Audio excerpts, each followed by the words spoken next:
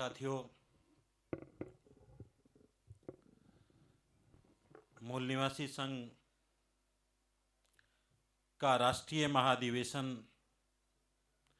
आज सतना में आयोजित किया जा रहा है, जो 3 दिन से चल रहा है। आज साथ में गुरु रविदास जयंती भी पूरे देश में मनाई जा रही है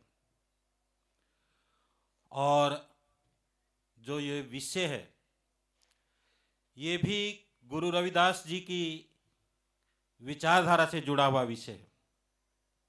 जहाँ सरकार से जुड़ा हुआ है, हम लोगों के साथ जुड़ा हुआ है, वहीं गुरु रविदास के विचार जो हैं,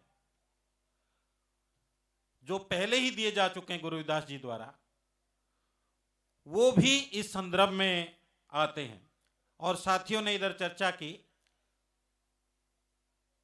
उन नीतियों के बारे में, और मान्यवर धम्मी साहब ने उससे आगे की चर्चा की। जैसे मनोज आजाद जी ने, कुलविंदर जी ने, एडवोकेट रविंदर जी ने बातें रखी कि सरकार की कौन कौन सी गलत नीतियां हैं, सरकार की वर्तमान कौन कौन सी नीतियां हैं और उन नीतियों से देश में क्या हो रहा है, क्यों हो रहा है, वो सारी बातें आपके सामने बताई गई।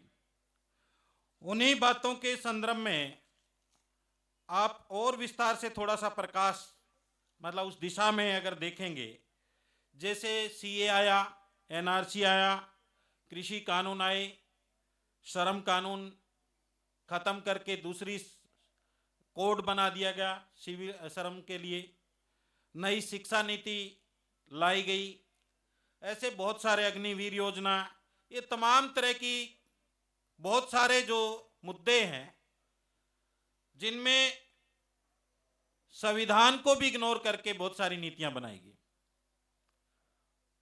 और उन पर हम लोगों की जिम्मेवारी भी लगाई गई। धम्मी साहब ने सीधा सवाल पूछ लिया कि आप लोग अगर सरकार की आलोचना कर रहे हो तो सरकार बनाने की तरफ क्यों नहीं जा रहे? तो निश्चित रूप से ये बात है, समाधान भी यही है कि हम वो जो नीतियों की अगर आलोचना कर रहे हैं तो हम उस दिशा की ओर क्यों नहीं जा रहे? ये मतलब जनता के लिए, आप लोगों के लिए और हम लोगों के लिए भी, क्योंकि मैं एक कर्मचारी हूं तो हम किसी पार्टी के मेंबर तो नहीं बन सकते, लेकिन संविधान के विरोध में जो नीतियां हैं उनकी आलोचना कर सकते हैं, संगठन के नाते उन पर चर्चा विश्लेषण कर सकते हैं और ये राइट हमें संविधान ने ही दिया है। तो साथियों, अभी जो विषय है कि सरकार की वर्तमान नीतियां, जन आंदोलन के लिए आमंत्रण, ये विषय इतना ही है। जन आंदोलन के लिए आमंत्रण, क्या सरकार की नीतियों पर अब चर्चा करें? बहुत सारी चर्चा हो चुकी है, मुझे लगता कि उस पर चर्चा हम ना करें, उससे आगे की थोड़ी चर्चा करें। अब सवाल यह है साथियों कि सफल जन आंदोलन कैसे निर्माण करें, और इसका उदाहरण बाबा साहब ने अपने आंदोलन में दे दिया। बाबा साहब अंबेडकर का चौदार तालाब का सत्याग्रह, उससे पहले बाबा साहब अंबेडकर ने क्या किया? बहिष्कृत हितकारिणी सभा का गठन किया और बहिष्कृत हितकारिणी सभा 20 जुलाई 1924 को उसका गठन हुआ और 20 मार्च 1927 को चौदार जो है महाड़ तालाब सत्याग्रह हुआ। इसका मतलब क्या हुआ? और 25 दिसंबर 1927 को मनुस्मृति दहन किया गया। तो इसमें इसकी जो प्रक्रिया है, इसकी प्रक्रिया में 9 मार्च 1924 को बंबई के दामोदर हॉल में एक बैठक की गई, इससे पूर्व तैयारी के लिए। जैसे हम आज ये महाधिवेशन लगा रहे हैं, ये पूर्व तैयारी के लिए है और इससे भी पूर्व तैयारी बहुत सारी पड़ाव पार करके हम यहां पर आए हैं। तो इसका मतलब क्या है? इसका मतलब यह है साथियों कि जब हम आंदोलन करते हैं तो उस आंदोलन से कोई परिणाम हमें मिलना चाहिए, और वो आंदोलन कैसे सफल होगा उसकी तैयारी हमें करनी चाहिए। तो उसकी तैयारी के लिए अभी आपको कुछ, जैसे जनता जो आंदोलन करती है, क्या जनता स्वयं आंदोलित होती है? इसके लिए कौन पहलकदमी करता है? वो पहलकदमी कैसे होती है? तो इसके लिए साथियों पहलकदमी जो पहल करता है वो कौन होता है, वो कैसे करता है? इसकी पहल खुद हो सकती है, स्वयंस्फूर्त जो हम बोलते हैं उसको, और एक संगठित हो सकती है, संगठन के द्वारा होती है। जो स्वयंस्फूर्त होती है वो व्यक्ति के द्वारा होती है, तत्काल भी हो जाती है। जैसे हमारी गली की कोई समस्या नहीं बनी, गली नहीं बनी तो उसकी समस्या को लेकर के हम इकट्ठा होते हैं। और यहां पर एक हम जो व्यवस्था परिवर्तन की जो बात कर रहे हैं, उस व्यवस्था परिवर्तन के लिए क्या चाहिए? हमें संगठन चाहिए। अब साथियों इसमें आपको एक 2-3 उदाहरण आपके सामने देखेंगे। जैसे अन्ना हजारे का आंदोलन आया, तो अन्ना हजारे के आंदोलन में बहुत बड़े पैमाने पर मूल निवासी लोग शामिल हो गए। अन्ना हजारे के आंदोलन से किस दिशा में गया? लोकपाल के लिए जो आंदोलन हुआ, क्या लोकपाल मिला? और जो उस आंदोलन में नेतृत्व करता थे, अन्ना हजारे को भी लात मारी और खुद सत्ता के मालिक बन गए। और हमारे मूल निवासी जो लोग थे उनको क्या मिला? तो ये सबक लेने की जरूरत है कि आंदोलन कैसा हो, आंदोलन किस तरीके से हो, आंदोलन का क्या लाभ हो, वो लाभ मूल निवासियों को कैसे मिलेगा, ये भी एक चिंतन का सवाल है इसमें। क्योंकि आंदोलन को आमंत्रण तो दे दिया, सरकार ने जो नीतियां बनाई उन नीतियों ने संविधान की अवहेलना की, उसकी उल्लंघना की, तो इसलिए वो आमंत्रण आ गया। जनता आज आंदोलित हो रही है। कृषि वाले जो कानून आए, कृषि संबंधित जो, उसमें 13 महीने से ज्यादा आंदोलन चला, अब दोबारा से आंदोलन शुरू हो गया है। इसका मतलब जनता आंदोलित हो गई है। श्रम कानून खत्म किए, उसके खिलाफ आंदोलन चल रहे हैं देश में।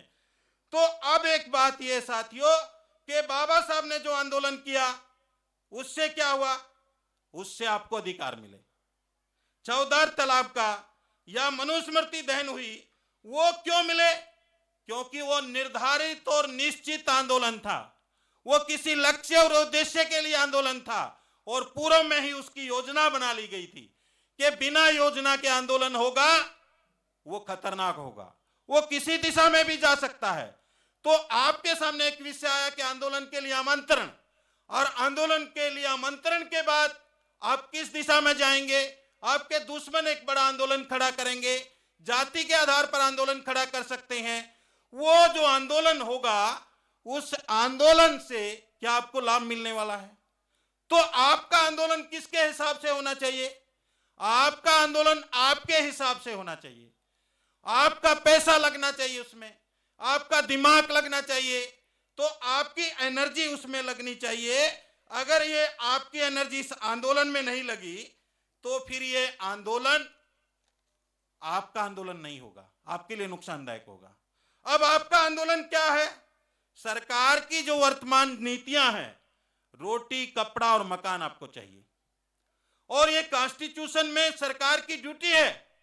कोई भी सरकार है, चाहे आगे हमारे विचारधारा के लोगों की सरकार बनती है, ये उनकी भी ड्यूटी है कि शिक्षा, स्वास्थ्य, रोजगार और सुरक्षा, इसका प्रबंध सरकार करे। और इसका प्रबंध अगर सरकार नहीं कर सकती, उसको सत्ता में बने रहने का कोई नैतिक अधिकार नहीं है। क्या उसको अधिकार होना चाहिए? जो सरकार, कई लोग कहते हैं, निजीकरण की बात आती है तो लोग क्या कहते हैं कि सरकार कहां से लाए पैसा? हम टैक्स देते हैं हर चीज पर, सरकार घर से देती है क्या? धम्मी साहब ने बता ही दिया कि पार्लियामेंट से उसकी स्वीकृति लेनी पड़ती है। मतलब देश का पैसा है वो, और देश के विकास के लिए प्रयोग होना चाहिए। और सरकार अगर ऐसा नहीं कर रही, क्या ऐसी सरकार सत्ता में बने रहनी चाहिए? क्या ऐसी सरकार को जूते मार के बाहर नहीं करना चाहिए? इसकी जिम्मेदारी कौन लेगा? ये कैसे संभव होगा? क्योंकि हमें जो सरकार है वो भारत के संविधान के अनुसार चाहिए, उसके अनुसार काम करने वाली चाहिए। अगर उसके अनुसार काम नहीं हो रहा तो हमें ये जिम्मेवारी उठानी पड़ेगी। ये सरकार की ड्यूटी थी, लेकिन सरकार इस जिम्मेवारी में फेल हुई है। तो ये साथियों, फिर हमें ये जिम्मेवारी उठाने की जरूरत है कि इस देश की स्वास्थ्य नीति, इस देश की शिक्षा नीति, इस देश की आर्थिक नीति, धन नीति, वो क्या हो रही है आज? शिक्षा नीति प्राइवेट की तरफ जा रही है, स्वास्थ्य नीति प्राइवेट की तरफ जा रही है। कई ऐसे हॉस्पिटल हैं, कई हॉस्पिटल में 60 पोस्ट सैंक्शन है, लेकिन उसमें जो है डॉक्टर, 60 पोस्ट डॉक्टरों की, वहां 15 ही डॉक्टर हैं। और ये ऑथेंटिक आंकड़ा है इस तरह का। तो जो काम डॉक्टर कैसे करेंगे उसको, और इसकी जिम्मेवारी उसके ऊपर है। इसके साथ एक राज्य ऐसा है कि जहां चिराग योजना लाई गई शिक्षा के लिए, और चिराग योजना में क्या किया सरकार ने? उसमें यह किया, जो सरकारी स्कूल है उन्हीं स्कूलों में नाम बदल दिया गया। जो स्कूल थे मॉडल संस्कृति स्कूल उनका नाम दे दिया गया। अब जो सरकारी स्कूल में जो बच्चा पढ़ेगा, दूसरी कक्षा से 5वीं तक या पहली से लेकर के 12वीं तक की जो प्रक्रिया है, उसमें उसे फीस देनी पड़ेगी सरकारी स्कूल में। अगर वो बच्चा प्राइवेट में पढ़ता, दूसरी से 5वीं तक, उसकी फीस सरकार देगी 700 रुपए। और बच्चा 6ठी, 7वीं, 8वीं में पढ़ेगा, 900 रुपए सरकार देगी। और 9वीं, 10वीं, 11वीं, 12वीं में पढ़ेगा तो 1100 रुपए फीस उसकी सरकार देगी। इसका मतलब क्या होगा कि जो सरकारी स्कूल से बच्चा है वो प्राइवेट स्कूल में जाएगा, और प्राइवेट स्कूल में जाएगा तो 2 साल बाद सरकार कहेगी हमारे पास कोई पैसा नहीं है, आप अपने बच्चे को पढ़ाओ या नहीं पढ़ाओ। तब कैसी स्थिति होगी? जैसे जियो की सिम बांटे गए, जियो का रेट आपने देखा, गैस के सिलेंडर के दाम आपने देखे, ठीक ऐसे ही ये हमारे साथ होने वाला है। और सरकारी स्कूलों में आज कौन पढ़ रहा है? मूल निवासी बहुजन समाज के लोग। और जो वो प्राइवेट स्कूल में चले जाएंगे तो सरकारी स्कूल बंद हो जाएंगे, और 2 साल बाद सरकारी स्कूल के जो बच्चे हैं उन्हें वहां से सरकार भी फीस नहीं देगी, उनकी शिक्षा बंद हो जाएगी। तो इसलिए साथियों, ये इस तरह की जो नीतियां आ रही हैं, ये नीतियां मैंने कुछ बताई, बहुत सारी नीतियां हैं, उनके दुष्परिणाम आपके सामने होने वाले हैं। तो उसका मुकाबला आपको कैसे करना है? उसके मुकाबले के लिए साथियों, हम लोगों ने एक BS4 अभियान शुरू किया है। उस BS4 अभियान जो है, ये एक संगठित आंदोलन के रूप में चलाना पड़ेगा। अगर इसको संगठन सिस्टम के हिसाब से नहीं चला पाएंगे तो यह सफल नहीं होगा। उसकी सफलता के लिए हमने कुछ कार्यक्रम बनाए हैं। उन कार्यक्रमों को अगर आप देखेंगे, उनको जानना और समझना बहुत जरूरी है। वो जो है, हमने उसके लिए क्लस्टर बनाए हैं।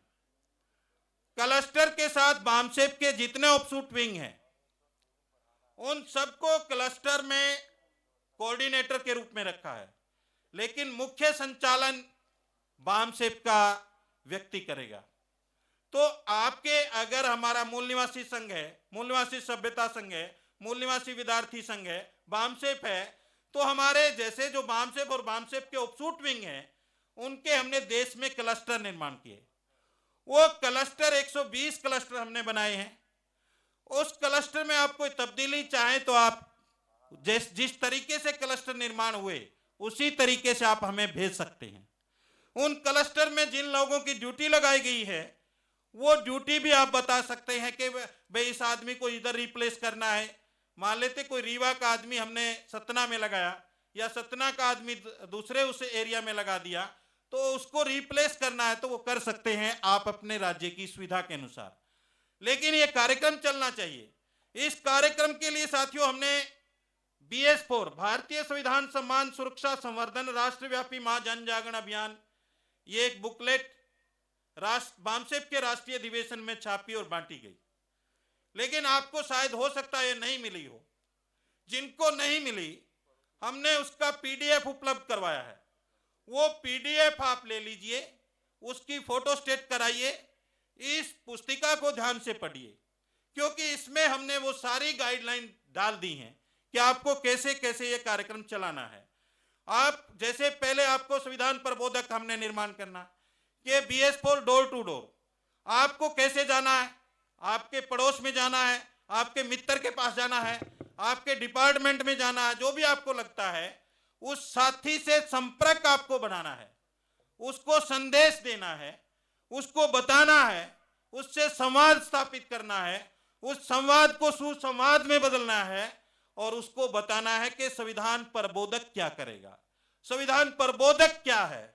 वो जनता का मित्र होगा, वो दार्शनिक होगा, वो मार्गदर्शक होगा। तो जो संविधान प्रबोधक है वो क्या करेगा? वो एक मित्र की भांति काम करेगा, मार्गदर्शन के रूप में काम करेगा। और उसे इसमें बताया हमने पुस्तिका में कि वो किस तरीके से संविधान के बारे में आपका प्रबोधन करेगा, कैसे बताएगा जनता को, कैसे बातचीत करेगा, वो सारी चीजें इसमें हमने डाल दी। तो उसके बाद आपको उसमें संविधान प्रबोधक जो है दार्शनिक के रूप में क्या करेगा, मार्गदर्शक के रूप में क्या करेगा, ये सारी चीजें हमने उसमें डाली। इसके साथ कुछ एजेंडा हमने दिए। क्या एजेंडा दिए? कि राष्ट्रीयकरण का पैगाम, निजीकरण पर लगाम। इस आंदोलन के तहत एक अभियान दिया कि राष्ट्रीयकरण का जो पैगाम जरूरी क्यों है और निजीकरण पर लगाम जरूरी क्यों है और क्रीमी लेयर को समाप्त करना क्यों जरूरी है। इस पर आप विस्तार से चर्चा कर सकते हैं, क्योंकि क्रीमी लेयर भारत के संविधान में नहीं है कहीं भी, लेकिन उसके बावजूद संविधान में नहीं था, फिर भी एक क्रीमी लेयर लगा दिया गया। ये क्रीमी लेयर कैसे आया, इस क्रीमी लेयर को रोकना जरूरी क्यों है और ये सारे जो है राष्ट्रीयकरण जरूरी क्यों है, ये इसके माध्यम से जनता के बीच में बात करेंगे तो जनता के लोग आपके साथ जुड़ेंगे।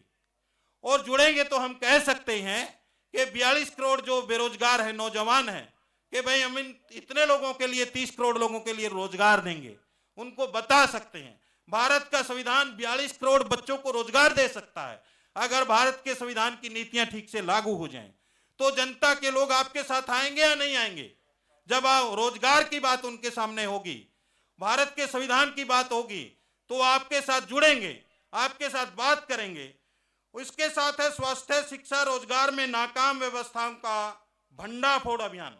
ये अभियान हम चलाएंगे कि सरकारें कैसे फेल रही, जो सरकार की ड्यूटी थी वो ड्यूटी क्यों नहीं निभा पाई सरकार, क्यों सरकारों ने खिलवाड़ किया, सरकारों ने कैसे खिलवाड़ किया, सरकारों में कौन लोग थे, उन लोगों ने आपके साथ ये दुश्मनी क्यों बरती।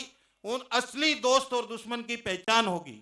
वो दुश्मन कैसे दुश्मनी कर रहे हैं, हमारे अपने लोग जो schedule caste, schedule tribe, other backward classes के लोग हैं, जो इन पार्टियों में हैं, जो नीतियां, ऐसी नीतियां लागू कर रही हैं, उनसे भी सवाल उभरेगा कि तुम लोग क्या कर रहे हो। वो ठीक है कि वो दुश्मनी निकाल रहे हैं, वो दुश्मनी बरत रहे हैं, तुम लोग क्या कर रहे हो, वो भी उजागर होंगे कि तुम्हारी क्या ड्यूटी है, उनकी भी पहचान होगी। तो इसलिए साथियों, ये जो चीज है हमें पता चलेगी कि ये जो भंडाफोड़ अभियान भी हम जनता को बताएंगे कि सरकारों ने क्या किया। इसके साथ ही हमने मूल निवासी पहचान, सांप्रदायिकता की बुराइयों की सबसे अच्छी काट, इसके बारे में हम बताएंगे। और इसके साथ है जाति आधारित जनगणना, चुनौती और उपाय। जाति आधारित जनगणना जरूरी क्यों है? क्योंकि जब हम रिप्रेजेंटेशन की बात करते हैं ओबीसी के लिए, तो क्या कहती हैं इस देश की सरकारें, 1931 का आंकड़ा पुराना आंकड़ा है, इसको हम नहीं मान सकते। तो भाई नया आंकड़ा कौन लेकर के आएगा? ये किसकी ड्यूटी है? ये सरकार की ड्यूटी है ना। सरकार ने अब तक इस ड्यूटी को क्यों नहीं निभाया? ये सवाल सरकारों से बनता है और ये तमाम सरकारों से बनता है। जो आज सरकार है, जो पहले सरकारें रही, उनसे भी ये सवाल बनता है कि तुम लोगों ने जाति आधारित जनगणना क्यों नहीं करवाई, ओबीसी को प्रतिनिधित्व क्यों नहीं दिया। और ये सवाल हमारे सामने भी है। हम फुले अम्बेडकराइट पार्टियां जिनको कह रहे हैं, वो इसके साथ न्याय करेंगी, ऐसी उम्मीद हम जता रहे हैं, तो लोग उन पार्टियों की तरफ आकर्षित होंगे। क्यों आकर्षित होंगे? क्योंकि संविधान की जो लक्ष्य उद्देश्य है, उसकी उद्देशिका है, उसको अगर ठीक तरीके से अमली जामा जो पार्टियां पहनाएंगी, तो स्वाभाविक है इस देश की जनता उन पार्टियों की तरफ आकर्षित होगी। होना भी चाहिए ऐसा, क्योंकि हम भारत के संविधान के मुताबिक इस देश में हर चीज का आचरण चाहते हैं। यह आचरण और व्यवहार कैसे स्थापित होगा? जब इस देश में फूले अंबेडकरी विचार की पार्टियां सत्ता में विराजमान होंगी, तब होगा। मैं ये नहीं कह रहा किसी पार्टी के लिए, लेकिन यह जरूर कह रहा हूं वो पार्टियां फूले अंबेडकर की विचारधारा के पर आधारित होनी चाहिए, वो इंसानियत मानवता पर आधारित होना चाहिए, वो संविधान पर आधारित काम करने वाली होनी चाहिए। अगर ऐसी पार्टियां इस देश में हैं तो उसका सम्मान हमें करना चाहिए। ये इसलिए कह रहा हूं क्योंकि संविधान का सम्मान करना हमारा नैतिक दायित्व है, और वो कोई पार्टी भी अगर ऐसा करती है उसको सम्मान मिलना ही चाहिए, उसका सम्मान करना चाहिए। तो इसलिए साथियों, इसके साथ हमने बामसेप की तरफ से एक बड़ा अभियान चलाया है, एनसीसी एमबीओ, भारत में मूल निवासी बहुजन संगठनों का एकता अभियान, national coordination cooperation committee of मूल निवासी बहुजन ऑर्गेनाइजेशन के हम 1500 संगठनों का पहले फेज में हमने टारगेट रखा है। आपको ब्लॉक स्तर पर, जिला स्तर पर जितने भी मूल निवासी बहुजन समाज के संगठन हैं उनसे तालमेल स्थापित करना है, उनसे बात करनी है कि आइए, संविधान के लिए अभियान चला है, यह अभियान हम सबका अभियान है, ये एक पार्टी विशेष का नहीं है, ये संगठन विशेष का नहीं है, ये देश की जनता के लिए है। और देश को बचाना, देश को आगे ले जाना, देश का विकास करना, ये हम सबकी जिम्मेवारी है। और ये देश को आगे कैसे ले जा सकते हैं? ये भारत के संविधान से ही आगे जा सकता है इस देश, जो हमारा देश है, और इसके संदर्भ में नीतियां बनाने से। तो इसलिए वो संगठन के लोग भी आपके साथ जुड़ सकते हैं, तो आपको उनसे भी संपर्क स्थापित करना इस BS4 अभियान के तहत। इसके साथ साथियों, एक एजेंडा और रखा है इसमें, अभिव्यक्ति की आजादी पर हमलावर ताकतों को रोकने का अभियान।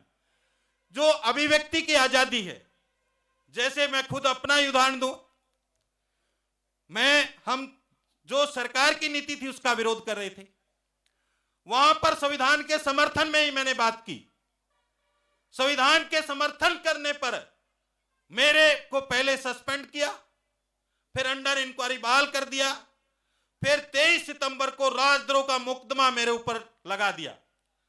लेकिन खुशी और गजब की बात यह है, हौसले की बात यह है कि मैं बामसेप संगठन का भी कार्यकर्ता हूं, और बामसेप संगठन का कार्यकर्ता होने के नाते पुलिस मेरे घर तक भी दस्तक नहीं दे पाई। मुझे गिरफ्तार करना तो दूर की बात, मेरे को पुलिस का एक फोन भी नहीं आया कि आइए आपसे बात करते हैं। तो ये किसकी बात है? ये बामसेप संगठन की बात है कि बामसेप संगठन, क्योंकि संविधान को मानने वाला संगठन है, और मैंने संविधान के दायरे में ही बात की। मैंने निजीकरण के खिलाफ विद्रोह और बगावत की बात की, और वो विषय हमने पिछले राज्य अधिवेशनों में चर्चा किया, ऐसा विषय रख के। तो इसलिए सरकार डर गई कि इस विषय को अगर और चर्चित करेंगे तो लोगों में विद्रोह पैदा होगा, तुम्हारी सरकार के खिलाफ विद्रोह पैदा होगा।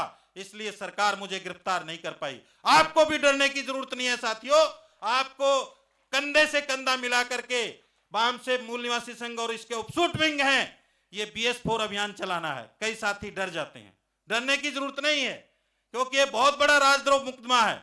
लेकिन मुझे गिरफ्तार नहीं किया सितंबर से, तो आपको कोई गिरफ्तार करेगा क्या? और होने वाला नहीं आपके ऊपर। ये बड़ा आंदोलन खड़ा हो गया साथियों, इसलिए आपको डरने की जरूरत नहीं है। लेकिन फिर भी हम आगाह करना चाहते हैं कि व्यक्ति की जो आजादी है उस पर हमलावर जो ताकतें हैं उनको रोकना हमारा फर्ज बनता है। ये जनता के बीच हम लेकर के जाएंगे। जो सच बोलता है, ठीक बोलता है, उसके ऊपर तुम राजद्रोह लगा देते हो, तो कैसे संविधान का पालन होगा? तो ये सारी चीजें, इसके साथ संविधान प्रबोधक मार्गदर्शक के रूप में वह ज्यादा, क्योंकि समय ज्यादा हो जाएगा, लेकिन मैं बता रहा हूं, ये इसको पॉइंट वाइज हमने लिखा है। इसके साथ BS4 सामाजिक कार्रवाई समिति, जो PSA कमेटी निर्माण करनी है। लेकिन PSA कमेटी से पहले हमने 300 संविधान प्रबोधक हर क्लस्टर में, हर जिले में निर्माण करने, बल्कि जिले का टारगेट हमने पहले दिया था, तो हर जिले में 300 संविधान प्रबोधक आपको निर्माण करने हैं और उनसे बात करनी है। जब वो आपकी बात से सहमत हो जाएंगे तो उनको संविधान प्रबोधक का एक हमने परिपत्र उनसे भरवाना है। फिर हम उनकी ट्रेनिंग लगाएंगे और इसके पहले भी हमने कुछ ट्रेनिंग के प्रोग्राम रखे हैं, वो मैं आपको बताऊंगा। उसके साथ आपको दैनिक संविधान प्रबोधन सभा करनी है। ये कैसे करनी है, ये सारा इसमें लिखा है। आप अपने तरीके से भी, जैसे आप बस्ती में जाके संविधान प्रबोधन सभा कर सकते हैं, आप किसी व्यक्ति से मिलकर के उसके परिवार के सदस्यों के साथ संविधान प्रबोधन सभा कर सकते हैं, लेकिन डेली करनी है। एक दिन भी आपका चूकना नहीं चाहिए। आप ऑफिस से आ रहे हैं तो आपको मन बना लेना है कि रास्ते में कौन आपका मित्र है, या आपके डिपार्टमेंट का कौन SC ST OBC माइनॉरिटी का साथी है। उसके घर में जाइए, उससे बात करिए, उसको बताइए, और इसको बताइए कि संविधान से पहले क्या स्थिति थी देश में, संविधान लागू हुआ क्या हुआ, और संविधान नहीं रहेगा तो क्या होगा, बताइए उसको। उसका चिंतन पैदा होगा, वो सोचेगा कि संविधान खत्म हो गया तो क्या होगा, सोचेगा ना।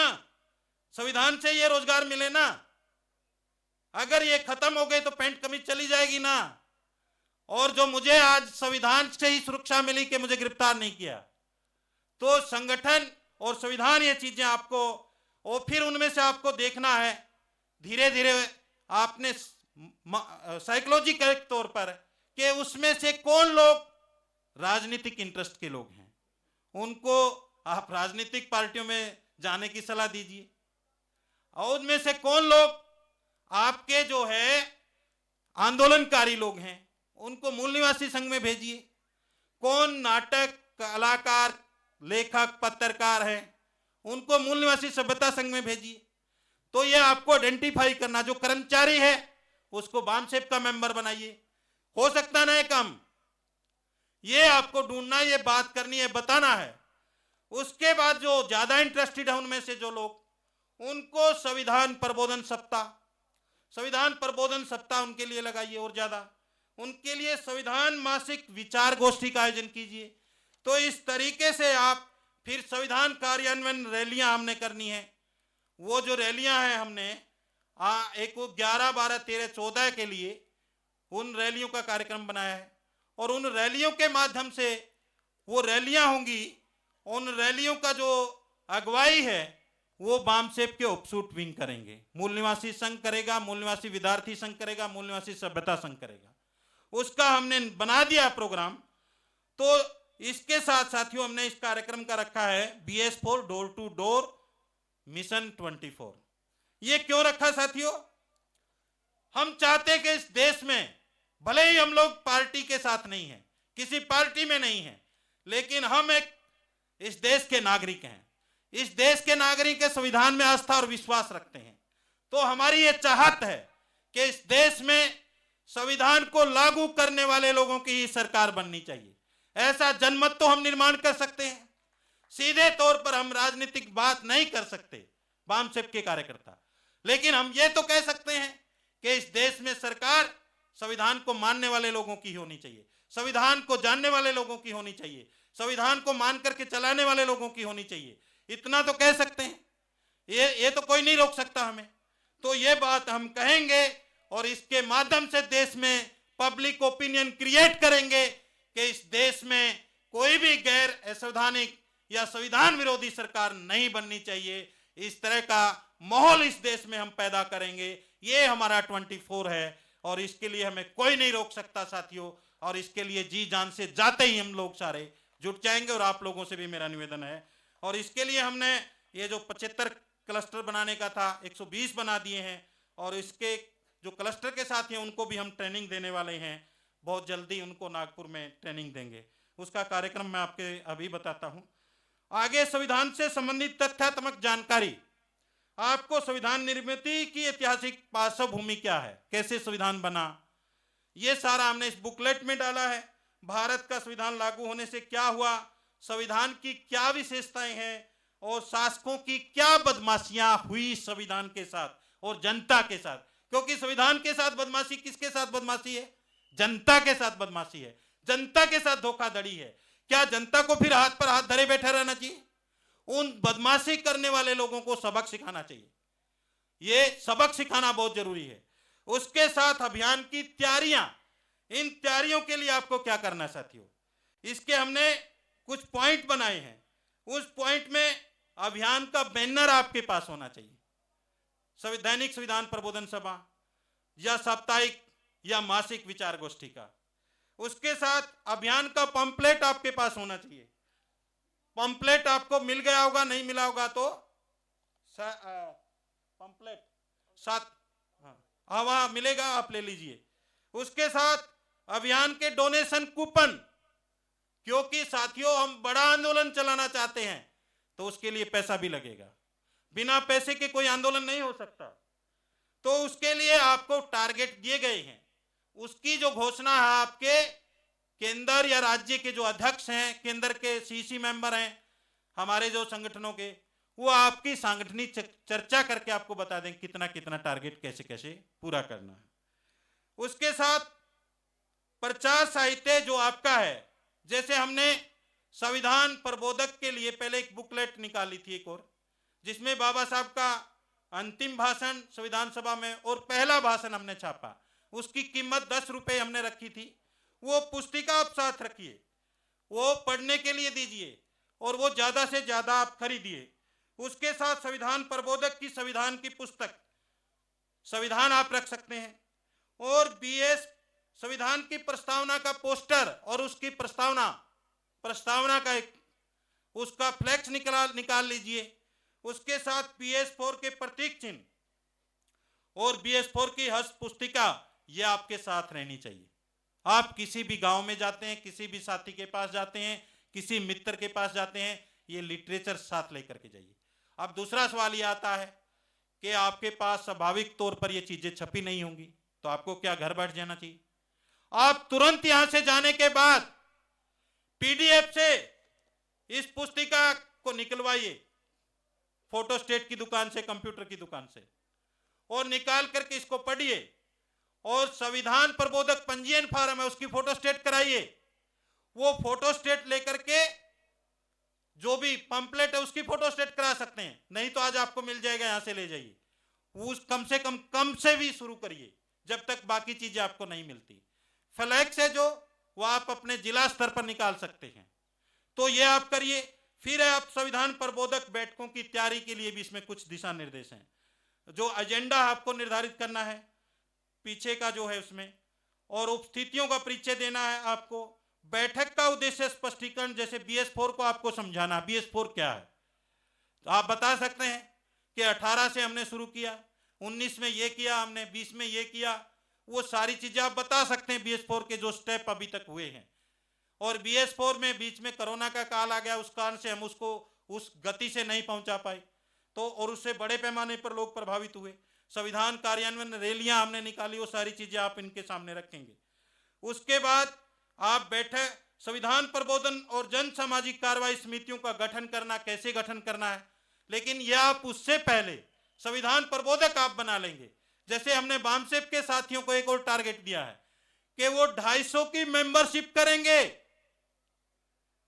और 200 पेपर मेंबरशिप करेंगे। तो ऐसे ही जितने ऑफशूट विंग के साथी हैं वो भी अपना टारगेट, कल बताया भी था मोहिते साहब ने कि जैसे 50,000 जो है हमने संविधान प्रबोधक का टारगेट रखा, ऐसे ही अलग अलग ऑफशूट विंग हमने 2 लाख का टारगेट रखा है। जैसे सभ्यता संघ, विद्यार्थी संघ के लिए 30,000 का टारगेट है। तो ऐसे ही आप सारे मेंबरशिप, संविधान प्रबोधक, इनके टारगेट आपके जो है, जो भी आपके कार्यकारिणी सदस्य, आपके अध्यक्ष, आपके महासचिव हैं, उन लोगों ने निर्धारित किए, वो आपको बता दिए होंगे। तो ऐसे ही आपको जैसे बामसेप को 300 संविधान प्रबोधक मिलकर के 250 की मेंबरशिप और 200 पेपर मेंबरशिप हर जिले में ये बनानी है, तो ये आप इसका ध्यान रखिए। उसके बाद अगर आप PSA कमेटी बनाएंगे तो और ज्यादा सुगम होगा, लेकिन आपको लगता है किसी गांव में आसानी से बन सकती, तो वहां भी आप ये बना सकते हैं। इसके साथ आपके विचार बिंदु क्या हो, आपको संविधान से जनता की अपेक्षाएं, संविधान का स्वरूप, संविधान की विशेषताएं, संविधान से प्राप्त लाभ, संविधान के दुश्मन, हमारी जिम्मेदारी और जन सामाजिक कार्रवाई समितियों का गठन, संविधान प्रबोधक पंजीयन, अभियान के लिए दान की अपील, धन्यवाद प्रस्ताव, ये सारी चीजें आप साथियों रखेंगे। बहुत सारी बातें इसमें हैं, वो मैं रख नहीं सकता, मुझे लग रहा है, क्योंकि समय लगभग 2 बजने को है, तो मैं आपसे रजा चाहता हूं। फिर भी आपके ऑर्गेनाइजिंग सेक्रेटरी और बामसेप के ऑर्गेनाइजिंग सेक्रेटरी, हम 5 बामसेप के ऑर्गेनाइजिंग सेक्रेटरी हैं। आप किसी भी समय BS4 के अभियान में हमसे बात कर सकते हैं, राज्य के संगठन सचिवों से बात करते हैं, आपके सीनियर पदाधिकारियों से बात कर सकते हैं। तो मैं ये उम्मीद करता हूं कि सभी साथी यहां से जाने के बाद जो रविदास जी का संदेश है ना, ऐसा चाहूं राज में जहां मिले सबन को अन्न, छोट बड़ सब संबत से रविदास रहे प्रसन्न, तो वो चीज अगर आप स्थापित करना चाहते हैं तो मुझे लग रहा कि आप कल से ही जाते ही तुरंत इस BS4 अभियान को गति देंगे या नहीं देंगे?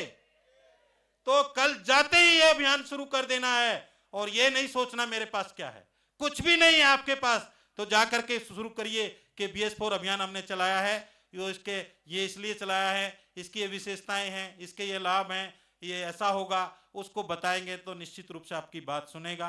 तो साथियों, मैं ज़्यादा न कहते हुए, क्योंकि अभी अध्यक्षीय टिप्पणी इस पर होनी है, तो आपका जो ये जन आंदोलन का आमंत्रण है, इसके लिए भी ये जरूरी है कि आप इसको आंदोलन को, जन आंदोलन को सही दिशा अगर आप देना चाहते हैं और सही परिप्रेक्ष्य में इसको चलाना चाहते हैं, इसको सही तरीके से संविधान जो हमारे महापुरुषों का लक्ष्य है उस दिशा में ले जाना चाहते हैं, तो संगठन और सिस्टम जरूरी है।